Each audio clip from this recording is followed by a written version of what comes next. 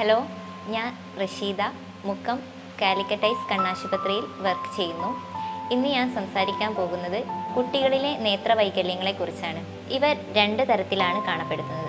ഒന്ന് ജനിക്കുമ്പോൾ തന്നെ ഉണ്ടാകുന്ന നേത്രവൈകല്യങ്ങളും മറ്റൊന്ന് ജനിച്ച് കുറച്ച് വർഷങ്ങൾ കൊണ്ട് ഉണ്ടാകുന്ന നേത്രവൈകല്യങ്ങളാണ്. ആദ്യം തന്നെ ജനിക്കുമ്പോൾ തന്നെ ഉണ്ടാകുന്ന നേത്രവൈകല്യങ്ങൾ ഏതൊക്കെയെന്ന് നോക്കാം. കണ്ണിൻ്റെ കൃഷ്ണമണിക്കോ ലെൻസിനോ ഞരമ്പുകൾക്കോ ബാധിക്കുന്നവയാണ് ഇത്. ഇനി ജനിച്ച് കുറച്ച് വർഷങ്ങൾ കൊണ്ട് കുട്ടികളിൽ ഉണ്ടാകുന്ന നേത്രവൈകല്യങ്ങൾ ഏതൊക്കെയെന്ന് നോക്കാം. ഇവ പ്രധാനമായും മയോപ്പിയ, അസ്റ്റിഗ്മാറ്റിസം, ഹൈപ്പർമെട്രോപ്പിയ എന്നിങ്ങനെയാണ് അറിയപ്പെടുന്നത്. മയോപ്പിയ എന്നാൽ ഇത് സാധാരണമായിട്ടും 50% കുട്ടികളിലും കാണപ്പെടുന്ന ഒരു കാഴ്ചക്കുറവാണ്. അമിതമായി മൊബൈൽ ഉപയോഗിക്കുകയും കമ്പ്യൂട്ടർ ഗെയിമിംഗ്, പുസ്തക വായന എന്നിങ്ങനെ കൂടുതലായിട്ട് ചെയ്യുന്നവരിലാണ് ഇത് പ്രധാനമായിട്ടും കാണപ്പെടുന്നത്.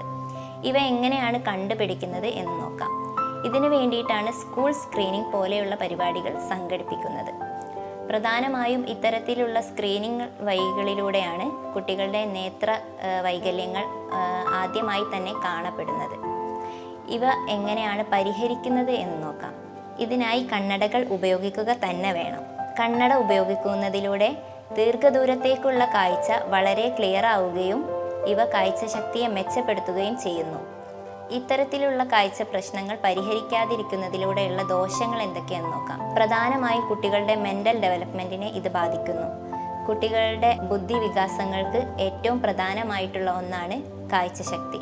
കാഴ്ചക്കുറവിൻ്റെ പരിമിതി മൂലം പതുക്കെ ബ്രെയിൻ ഡെവലപ്മെൻറ്റ് മുരടിക്കും. ഫോക്കസ്ഡ് അല്ലാത്ത കാഴ്ചയാണ് കുട്ടി കാണുന്നത് എങ്കിൽ ഇത് ബ്രെയിൻ ഡെവലപ്മെൻറ്റിനെ സാരമായി ബാധിക്കുന്നു.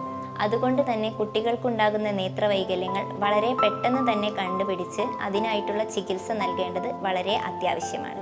കുട്ടികളുടെ നേത്രവൈകല്യങ്ങളെക്കുറിച്ച് രക്ഷിതാക്കൾ വളരെയധികം ബോധവാന്മാരായിരിക്കണം.